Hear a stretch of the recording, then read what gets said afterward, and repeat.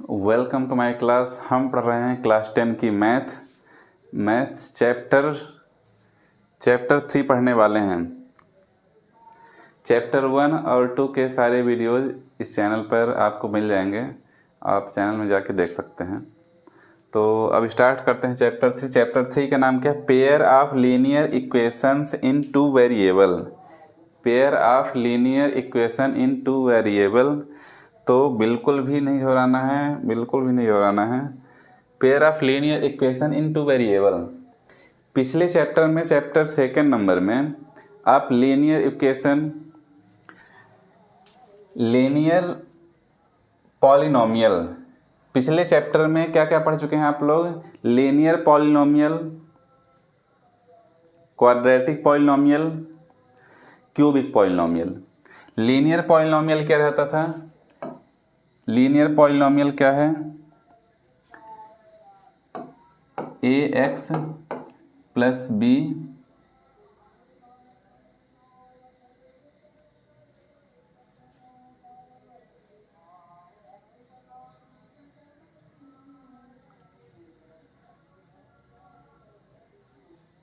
Quadratic polynomial ax square plus bx plus c। Cubic polynomial ax cube plus bx square plus cx plus d। तो यह linear polynomial पढ़ा हमने पिछले chapter में। Revise में करा देता हूँ, जिससे जो लीनियर इक्वेशन आप पढ़ें तो आपके लिए थोड़ा आसान रहे। लीनियर पॉलिनोमियल यही हुआ, लीनियर क्वाड्रेटिक पॉलिनोमियल और क्यूबिक पॉलिनोमियल। तो पिछले चैप्टर में हमने पॉलिनोमियल पढ़ा, इसमें है इक्वेशंस।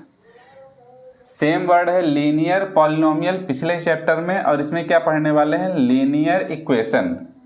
Linear equation. तो यह इक्वेशन क्या है भाई साहब? भाई साहब इक्वेशन क्या है? पॉलिनोमियल में इक्वल्स टू 0 लगा दिया तो हो गया इक्वेशन। क्वाड्रेटिक पॉलिनोमियल में 0 लगा दिया तो क्वाड्रेटिक इक्वेशन बन गया। और यह क्या बन गया? इक्वेशन। इक्वल्स टू 0 लगा दिए तो क्या बन गया? ये बन गया है इक्वेशन। तो हम पढ़ने वाले हैं linear equation. Linear equation, linear equation ax plus B type का, जिसमें इन टू वेरिएबल। अब एक ये नई चीज़ है, टू वेरिएबल। पिछले चैप्टर में हम सिर्फ एक वेरिएबल देखे थे। एक वेरिएबल क्या है? x। जैसे 5x प्लस 3, 8x माइनस 2। तो एक वेरिएबल है, तो one linear equation in one variable. लेकिन इसमें हम पढ़ने वाले हैं टू वेरिएबल। इसमें पढ़ने वाले हैं टू वेरिएबल। तो टू वेरिएबल कैसे रहेगा? टू वेरिएबल लगाते हैं इसमें, टू वेरिएबल। तो यह हो जाएगा ax plus by plus c equals to 0। जैसे 5x plus 3y minus 1 equals to 0। Plus minus change हो सकता है, यहाँ पे प्लस है तो माइनस भी हो सकता है, यहाँ माइनस है तो प्लस भी हो सकता है, उसका कोई इशू नहीं है। तो यह एक है general form, linear equation in two variable. Two variable का यह जनरल फॉर्म है ax plus by plus c equals to 0। ax plus by plus c equals to 0। इसमें आप देख पा रहे हैं दो वेरिएबल हैं। कितने वेरिएबल हैं? दो वेरिएबल हैं। तो अब दो वेरिएबल वाले इक्वेशंस को हम समझने वाले हैं। तो यह हो गया, यह लाइन हो गई। सिर्फ इतना अभी तक हम समझे हैं, linear equation in two variable. Linear equation in two variable, linear equation in two variable. तो यह लीनियर इक्वेशन है, दो वेरिएबल है। अब आ जाते हैं एक पार्ट ये जो छूट रहा है, पेयर। पेयर, पेयर यानी linear equation in two variable का, linear equation in two variable का एक जोड़ा और लाना पड़ेगा। एक जोड़ा और लाना पड़ेगा। कैसे? तो वह हो जाएगा a1x plus b1y plus c1 equals to 0। दूसरा क्या आ गया? a2x plus B2 C2 equals to 0।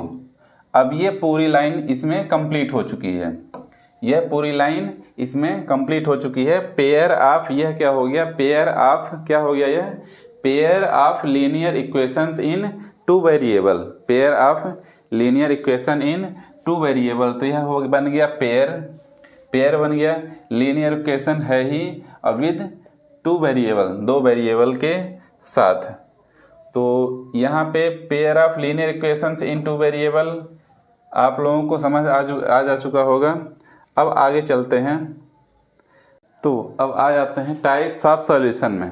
Types of solution, types of solution क्या है, तो पहले लीनियर इक्वेशन के दो पेयर लिख लेते हैं। a1x plus b1y plus c1 equals to 0, a2x plus b2y plus c2 equals to 0। तो इन पेयर्स का करना क्या है, इन पेयर्स का करना क्या है, करना क्या है इनका, इन पेयर्स का क्या करना है, इन पेयर्स का करना क्या है, इन पेयर्स का। तो देखिए फर्स्ट इक्वेशन में, देखिए फर्स्ट इक्वेशन में a1x plus b1y plus c1, first equation में x और y की कोई वैल्यू होगी, कोई वैल्यू हो सकती है, कोई वैल्यू हो सकती है जो इस इक्वेशंस को सेटिस्फाई करें, जो इस इक्वेशन को सेटिस्फाई करें, इस इक्वेशन को सेटिस्फाई करें, सेटिस्फाई करें इट मीन्स x और y की वैल्यू क्या रख दी जाए कि इक्वल्स टू के इधर जो भी है, यहाँ पे अभी 0 है, इक्वल्स टू के इधर 0 है, तो x और y की क्या वैल्यू रख दी जाए कि इधर सॉल्व करने पर, लेफ्ट हैंड साइड के नंबर्स को सॉल्व करने पर यह भी 0 हो जाए, यह भी 0 हो जाए। मतलब इक्वल्स टू कि इधर जो कुछ भी लिखा रहेगा, जो कुछ भी रहेगा, जैसे यहाँ पे 0 है तो इधर भी 0 हो जाए, अगर इधर 5 है तो इधर भी 5 हो जाए। तो x और y की ऐसी कौन सी वैल्यू है जो इस इक्वेशन को सेटिस्फाई कर सके, x और y की कौन सी वैल्यू है जो इस इक्वेशन को सेटिस्फाई कर सके। तो हमें x और y की वैल्यू फाइंड करनी है, चलिए मिल जाएगी।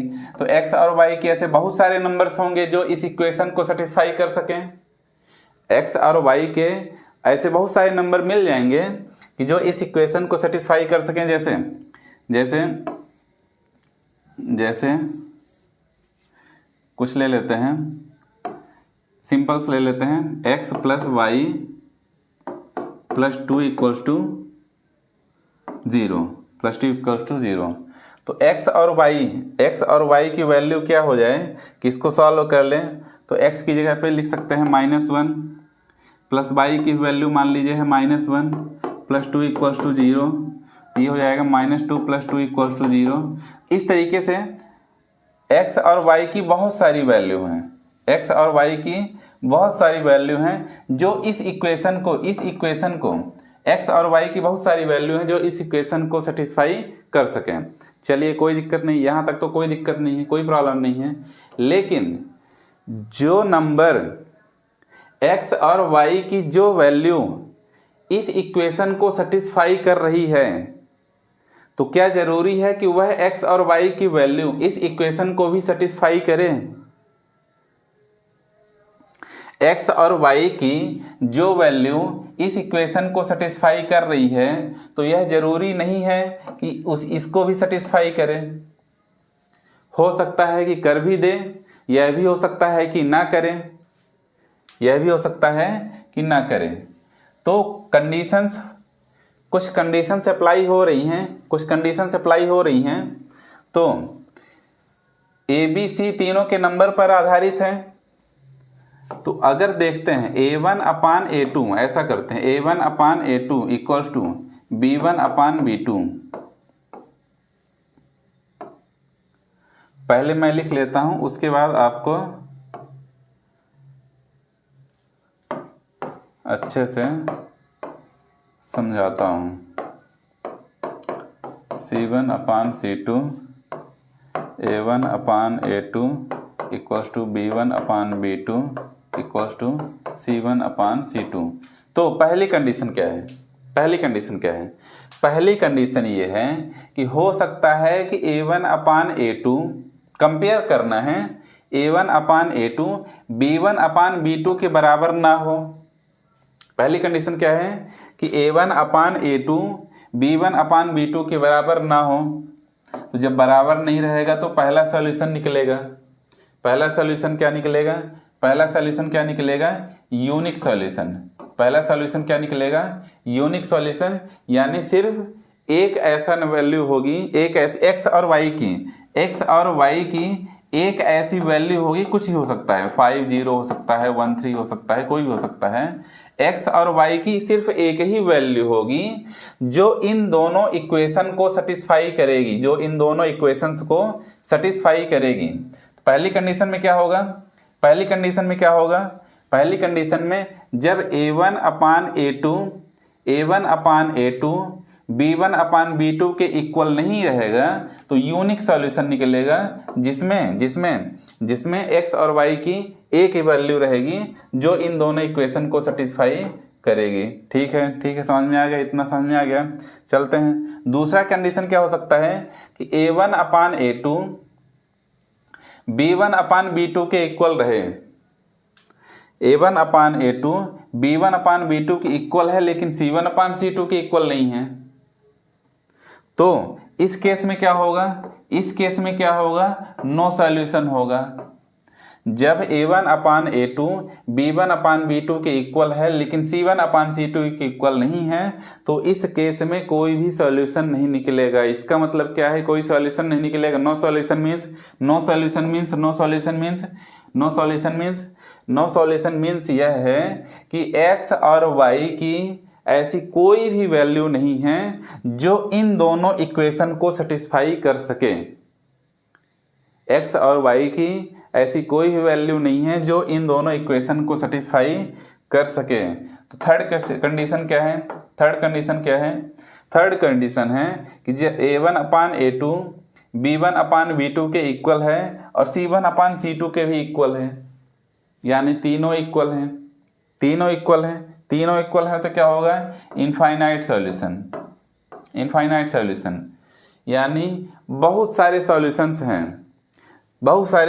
हैं x और y के, बहुत सारे वैल्यूज हैं x और y की जो इन दोनों इक्वेशंस को सेटिस्फाई करेगा। रिवाइज करते हैं, फिर से रिवाइज करते हैं।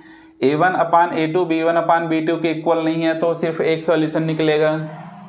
A1 upon A2 B1 upon B2 के इक्वल नहीं है तो सिर्फ एक सॉल्यूशन निकलेगा। A1 upon A2 B1 upon B2 के इक्वल है, लेकिन C1 अपान C2 के इक्वल नहीं है तो कोई सॉल्यूशन नहीं निकलेगा। x और y की कोई भी ऐसी वैल्यू नहीं है जो दोनों इक्वेशंस को सेटिस्फाई कर सके।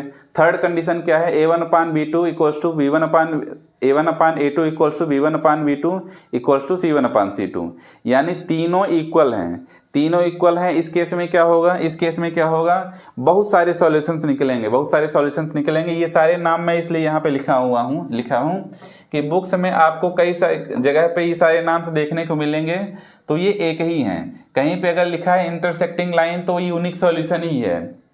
Exactly one solution, independent equation, ये सब यूनिक सॉल्यूशन है। कंसिस्टेंट लाइन वो भी यूनिक सॉल्यूशन ही है। तो ये तीनों, ये सारे एक ही नाम हैं। फर्स्ट के तीनों एक ही हैं, सेकंड के तीनों हैं, थर्ड के तीनों हैं। तो कन्फ्यूज़न नहीं हो आपको, इसलिए मैं यहाँ पे लिख दिया हूँ, आप नोट कर लीजिएगा। और क्योंकि यह भूलता भी बहुत है, और अगर याद तो रहेगा, नाम तो याद रहेंगे सारे ही, लेकिन कन्फ्यूजन से बहुत सारे रहते हैं। तो यहाँ पे आप समझ गए। एक एग्जाम्पल ले लेते हैं, उसके बाद समझते हैं। एक एग्जाम्पल ले लेते हैं, जैसे x plus 3y minus 6 equals to 0, 2x plus 6y minus 12 equals to 0। तो A1 क्या है? A1 की वैल्यू क्या है? 1। B1 की वैल्यू क्या है? 3।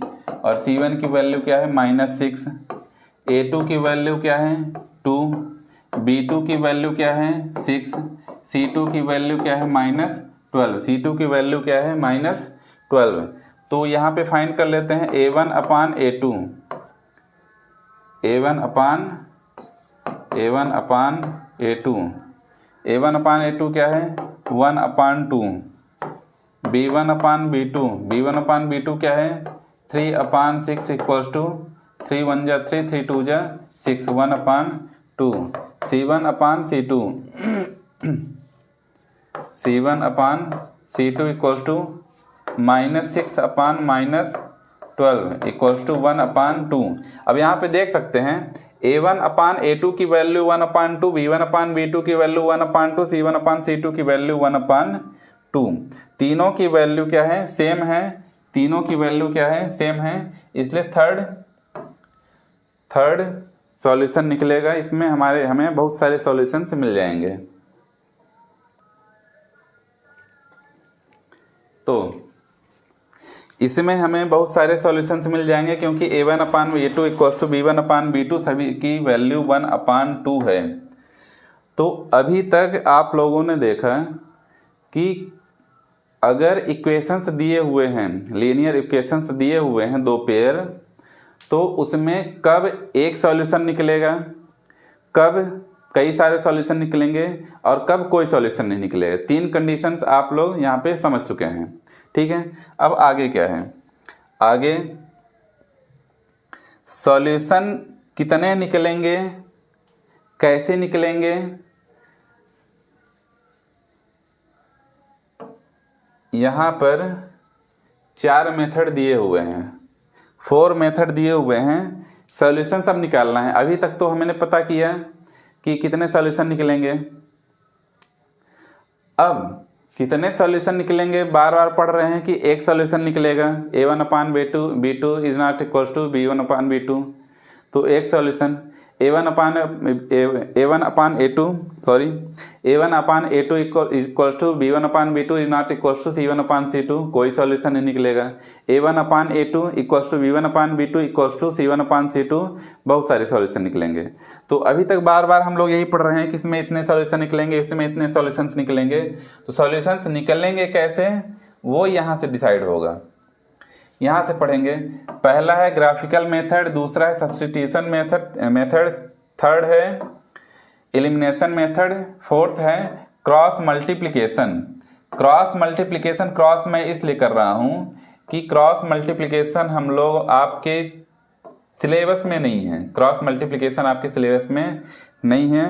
पर अगर किसी को जानना है आप कमेंट कर दीजिए, मैं उसके लिए अलग से वीडियो ला दूंगा। आपके सिलेबस में क्या है, ग्राफिकल मेथड से सॉल्यूशंस फाइंड करेंगे, सब्स्टिट्यूशन मेथड से सॉल्यूशंस फाइंड करेंगे और एलिमिनेशन मेथड से फाइंड करेंगे। तो ये तीनों हम पढ़ने वाले हैं।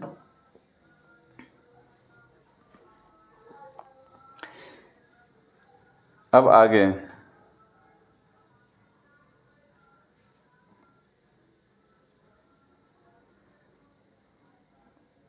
एग्जाम्पल है।